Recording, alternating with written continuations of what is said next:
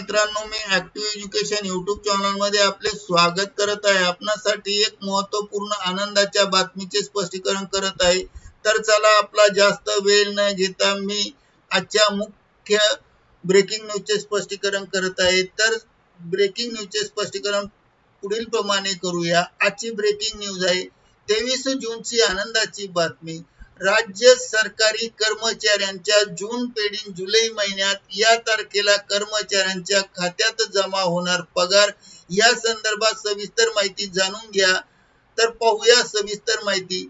नमस्कार मित्रांनो, मी Ramprasad Doiphode active education YouTube channel मध्ये तुमचे मनापासून स्वागत करतो। 23 जूनची जिल्हा परिषद शिक्षक, शिक्षकोत्तर कर्मचारी आणि पेन्शन धारकांसाठी सर्वात मोठी खुश खबर। प्राथमिक शिक्षण संचालनालय पुणे यांनी तब्बल 2688 कोटी 11,83,000 रुपयाचा निधी मंजूर केला आहे।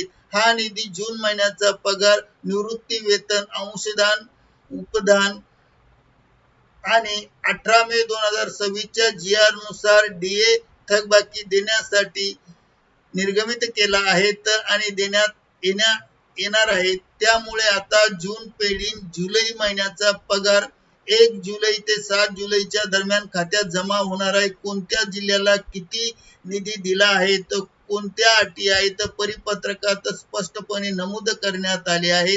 या व्हिडिओच्या माध्यमातून संपूर्ण माहिती पाहूया।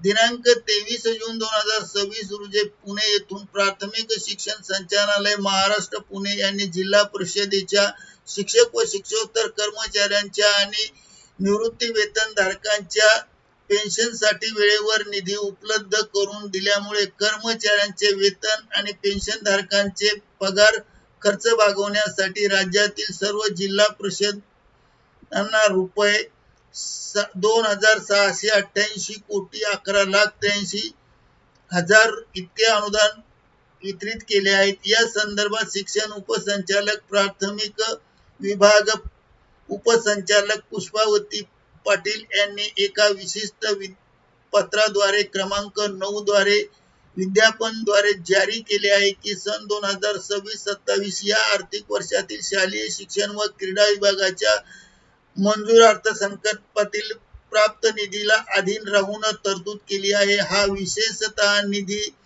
माहे जून 2026 चे नियमित वेतन, निवृत्ती वेतन आणि अंशदान, उपदान तसेच वित्त विभागाच्या 18 मे 2026 च्या शासन निर्णयानुसार देय असलेला महागाई थकबाकी फरक अदा करण्यासाठी वितरित करण्यात आला आहे। कोणत्या बाबीसाठी हा निधी वितरित करण्यात आला या संदर्भाने माहितीच्या आधारे संचालनालयाने दिलेले लेखाशीर्ष अंतर्गत खालील प्रमाणे निधी उपलब्ध करून दिला आहे। 1.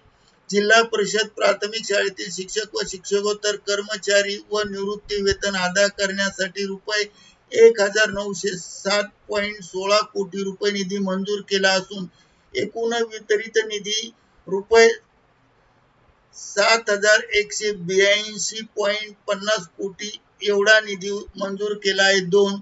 केंद्रीय प्राथमिक शाळेतील वेतन अनुदान शिक्षक अनुदान रुपये 8.90 कोटी रुपये निधी मंजूर केला तर एकूण निधी 286.31 कोटी मंजूर झाला आहे। 3. गट निवासी प्राथमिक शाळा वेतन अनुदान रुपये 19.84 कोटी निधी वितरित असून एकूण तरतूद 30.42 कोटी रुपयेचा निधी मंजूर करण्यात आला आहे। 4. जिल्हा परिषद आस्थापना अनुदान रुपये 751.04 निधी वितरित केला आहे तर एकूण निधी 1994.33 कोटी निधी मंजूर केला आहे।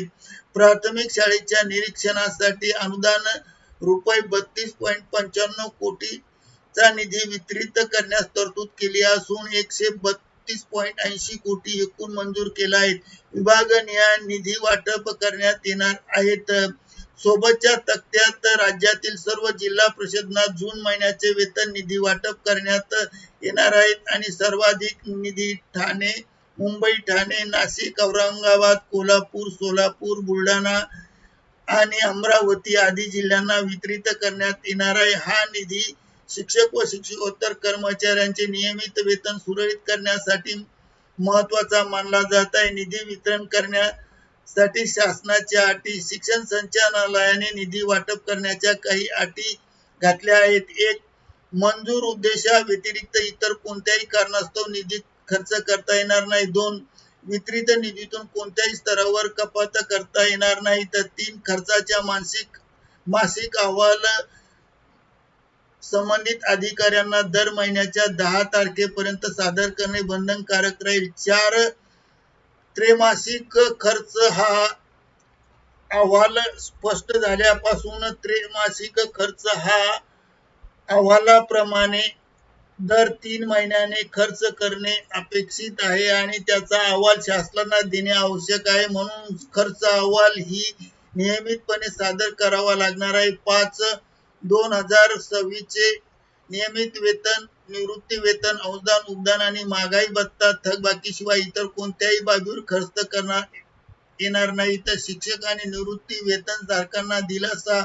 राज्य शासनाने जून महिन्याच्या वेतनासाठी मोठ्या प्रमाणात निधी वितरित केल्यामुळे तर शिक्षक आणि शिक्षकोत्तर कर्मचारी तसेच निवृत्ती वेतनधारकांना वेतन व निवृत्ती वेतन वेळेत करण्याचा मार्ग मोकळा झाला आहे. तसेच महागाई भत्ता वाढीच्या थकबाकीचा फरक या निधीतून देण्यास परवानगी देण्यात आली आहे. कर्मचाऱ्यांना आर्थिक दिलासा मिळणार आहे. शिक्षण विभागाच्या या निधीमुळे राज्यातील प्राथमिक व्यवस्थेतील सर्व आर्थिक व्यवहार अधिक सुरळीत होण्यास मदत होणार असून शिक्षक व शिक्षकांचे प्रलंबित आर्थिक प्रश्न मार्गी लागण्याची अपेक्षा व्यक्त केली जात आहे. या संदर्भातील परिपत्रक कॉपी पेस्ट करून व्हिडिओच्या शेवटी या भागामध्ये दर्शविण्यात आले आहे. म्हणून जून पेड जुलै महिन्यात शिक्षक आणि कर्मचाऱ्यांचे पगार वर्किंग डेज मध्ये दिनांक 1 जुलै ते 7 जुलै पर्यंत जमा होईल असे परिपत्रकावरून स्पष्ट होते आहे.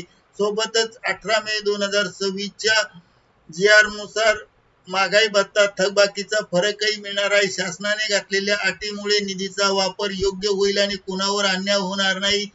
आणि या व्हिडिओच्या शेवटी कॉपी पेस्ट केलेले स्क्रीनशॉट काढून जो मी शासन निर्णय दाखवत आहे तो हा शासन निर्णय 22 जून 2026 चा असून या शासन निर्णयानुसार कोणत्या विभागाला किती आणि कसा निधी वितरित करावा हे स्पष्टपणे नमूद केले आहे. करिता ऍक्टिव्ह एज्युकेशन YouTube चॅनलने हा व्हिडिओ व्हायरल केला आहे. हा व्हिडिओ तुमच्या शाळेतील सर्व शिक्षक ग्रुपवर, पेन्शन ग्रुपवर शेअर करा. माहिती आवडलीस लाईक करा, शेअर आणि सबस्क्राईब करायला विसरू नका. पुन्हा भेटूया नवीन GR व अपडेट्ससह. तोपर्यंत निवांत राहा. धन्यवाद. जय हिंद.